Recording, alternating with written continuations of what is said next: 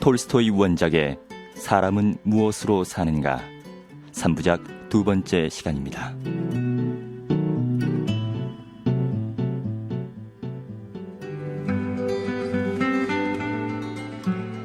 지난 이야기. 어느 추운 겨울밤, 가난한 구두 재화공 세모는 외출해서 돌아오는 길에 교회 근처에서 알몸으로 웅크리고 있는 젊은이를 본다. 세모는 청년에게 하나밖에 없는 외투를 벗어주고 집으로 데려온다. 세몬의 아내는 바가지를 긁다가 청년의 맑은 눈을 보고 그에게 줄 저녁을 준비한다. 그 순간 청년은 빙긋 미소를 짓는다.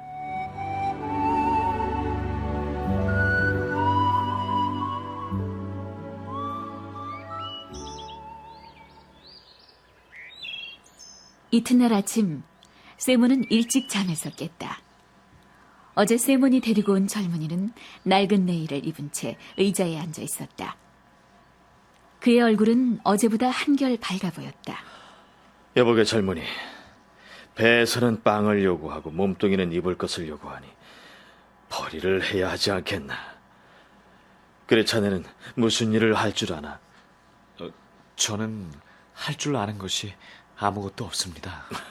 뭐든 해보려는 마음만 있으면 되는 거야. 배워서 못할 일은 없다네. 모두들 일하는데 저도 뭐든 해보겠습니다. 그래. 근데 자네의 이름이 뭔가?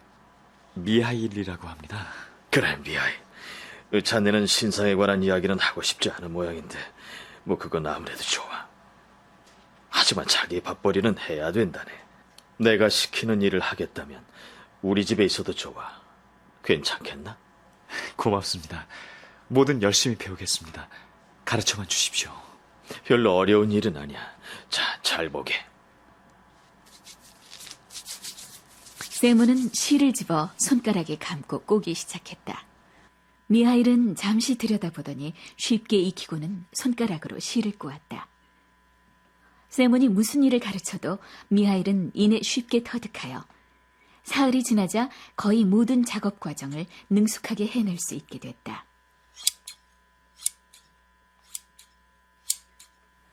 그는 쉬지 않고 부지런히 일했고 식사도 조금밖에 하지 않았다. 한가할 때는 잠시 천장만 볼 뿐 말을 하거나 웃거나 또는 밖으로 나가는 일도 없었다.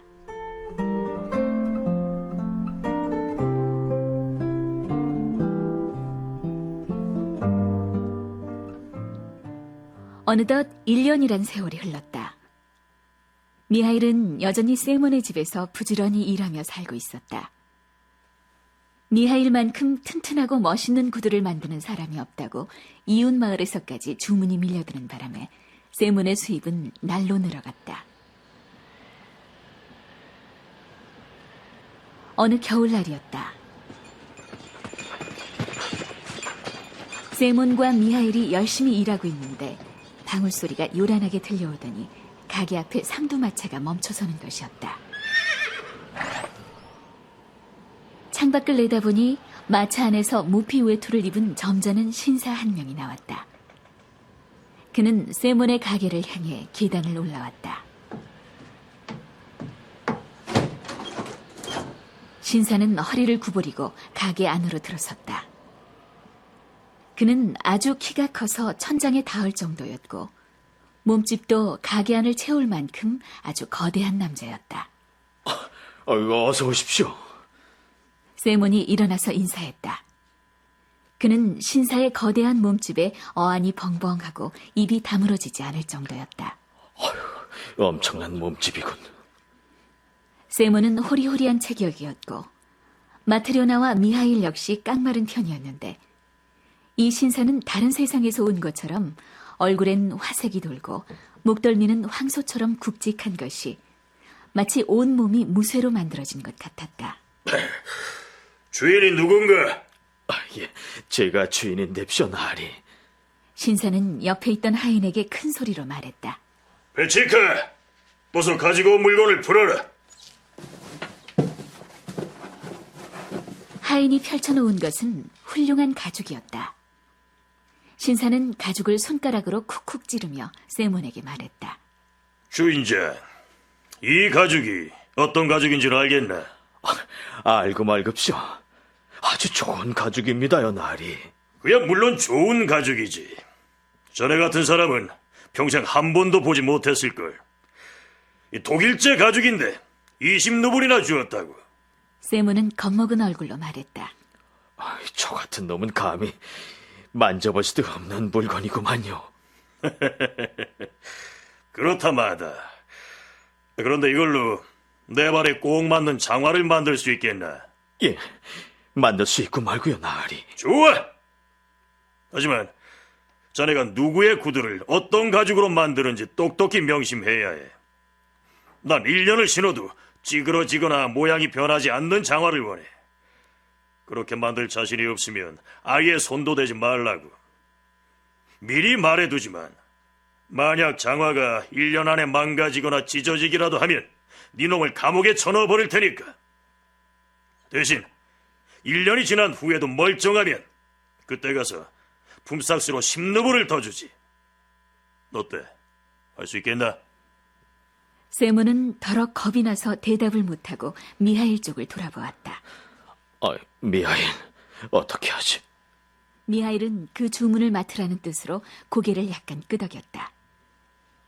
신사는 하인에게 왼쪽 신발을 벗기게 하고 발을 불쑥 내밀었다. 자, 어서 치수를 재게.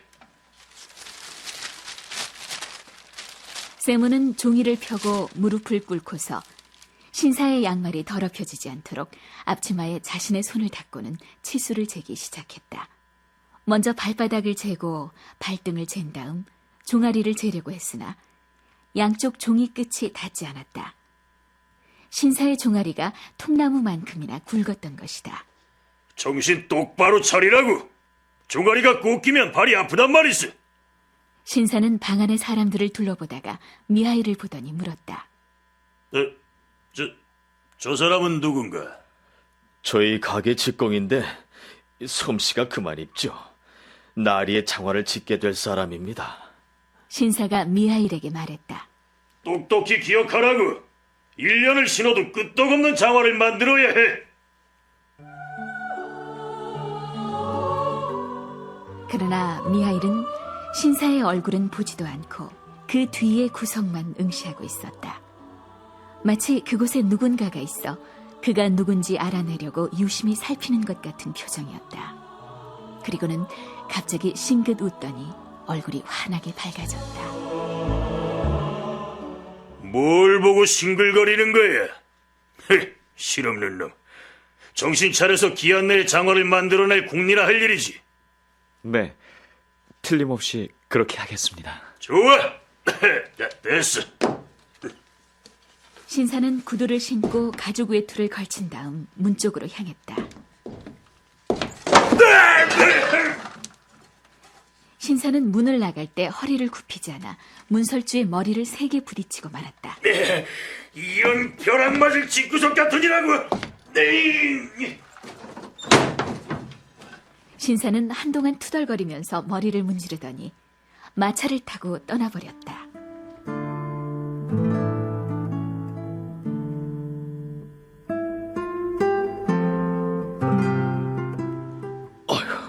정말 굉장한 거인이야. 저런 사람은 쇠뭉치로 내리쳐도 죽지 않을 거야. 문틀이 부서질 정도로 부딪혔는데 꼼짝도 안 하니만. 저렇게 호사스럽게 사는데 몸집이 왜 좋지 않겠어요? 저렇게 크고 튼튼한 사람한테는 저승사자도 가까이 가지 못할 거려. 그나저나 이 일을 맡기는 했지만 까딱했다간 꼼짝없이 감옥에 갈 판이니 최고급 가죽인데다 날이 성질은 괴팍하니 이거 만에 하나 실수하는 날이면 정말 큰일이야. 이보게 미하일, 자네는 눈도 밝고 나보다 실력도 좋으니 이 치수대로 재단을 하게. 난 가죽을 꿰맬 테니까. 미하일은 신사가 가져온 가죽을 펼쳐놓고 가위로 재단하기 시작했다. 옆에 서서 지켜보던 마트료나는 깜짝 놀랐다. 미하일은 신사가 주문한 것과는 전혀 다른 모양으로 가죽을 자르고 있었던 것이다. 내가 잘못 알아들었던 게지? 나보다야 미하일이 더 잘 알고 있을 테니까 공연히 참견하지 않는 게 좋을 거야. 재단을 마친 미하일은 곧장 가죽을 꿰매기 시작했다. 그런데 그는 장화를 만들 때 쓰는 두 겹실이 아니라 슬리퍼를 만들 때 사용하는 한 겹실로 꿰매고 있었다. 점심시간이 되자 세모는 자리에서 일어나 미하일 쪽을 언뜻 보았다. 그리고 깜짝 놀랐다. 이게 어찌된 일인가? 우리 집에서 일한 지 1년이 넘도록 미하일이 실수하는 걸 본 적이 없는데 하필이면 이런 엄청난 실수를 저지르다니 가죽까지 못 쓰게 됐잖아. 세몬이 미하일을 나무랐다.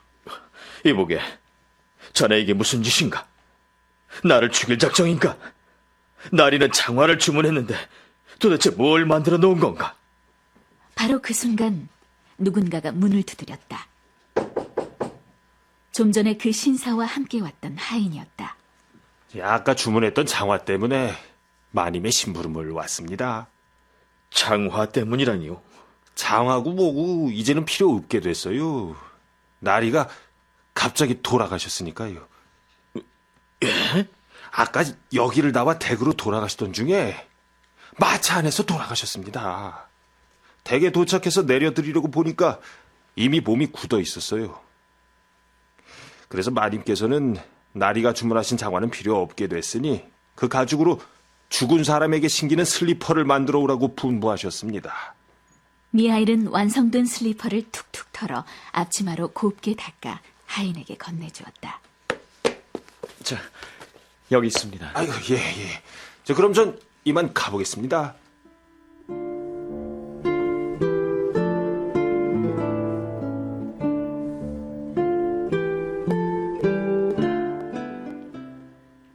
세월이 흐르고 흘러 어느덧 미하일이 세몬의 집에 와서 산 지 6년이나 되었다. 미하일은 처음과 마찬가지로 어디를 나가는 일도 없었고 쓸데없는 말 한마디 하는 일이 없었다. 그동안 그가 웃은 것은 단 2번뿐이었다. 처음 온 날 마트료나가 저녁 식사를 준비했을 때였고 또 한 번은 구두를 주문하러 왔던 몸집 큰 신사를 보았을 때였다. 세몬은 자기의 제자가 자랑스럽고 대견했다. 그는 이제 더 이상 미하일에게 어디서 왔느냐고 묻지 않았다. 다만 미하일이 나가버리지는 않을까 은근히 걱정스러울 뿐이었다.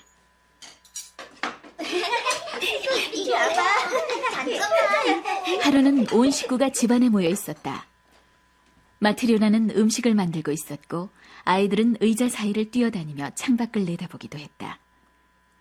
세몬은 열심히 구두를 꿰맸고 미하일도 일하고 있었다. 그때 세몬의 사내아이가 미하일에게 다가와서 창밖을 가리켰다. 아저씨, 저기 좀 보세요. 웬 아주머니가 여자애 둘을 데리고 이리로 와요. 하나이는 절름발이에요. 미하일은 잠시 일을 멈추고 창밖을 유심히 살펴보았다. 세몬은 그런 미하일의 모습에 놀랐다. 이제까지 미하일은 밖을 내다보며 한눈을 파는 일이 거의 없었는데 오늘은 그의 얼굴이 창에 고정된 것처럼 정신없이 바라보고 있었던 것이다. 세몬도 이상해서 밖을 내다보았다. 말쑥한 옷차림을 한 여자가 가게를 향해 걸어오고 있었다. 그녀는 2 여자아이의 손을 잡고 있었다. 여자아이들은 얼굴이 너무나 닮아 분간할 수 없었다.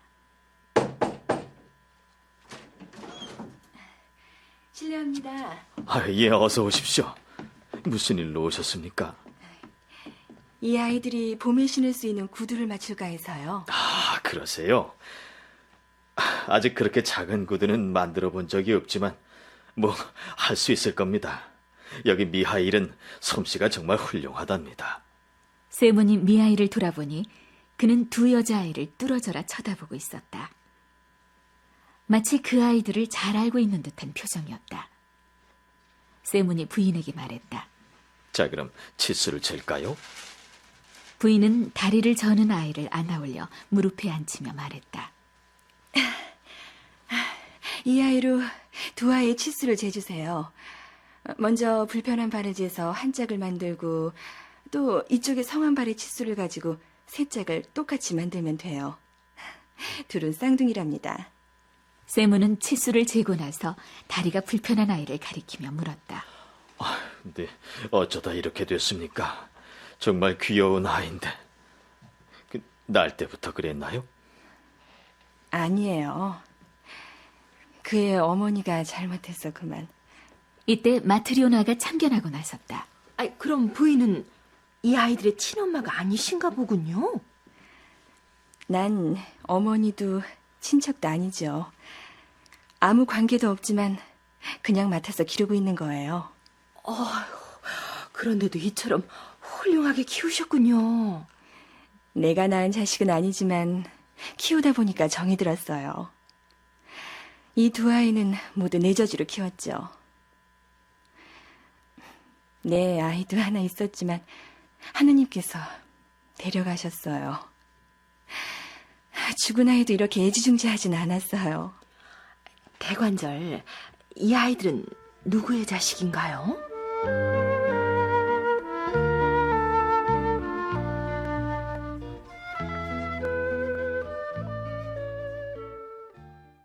톨스토이 원작의 사람은 무엇으로 사는가 2부를 마치겠습니다.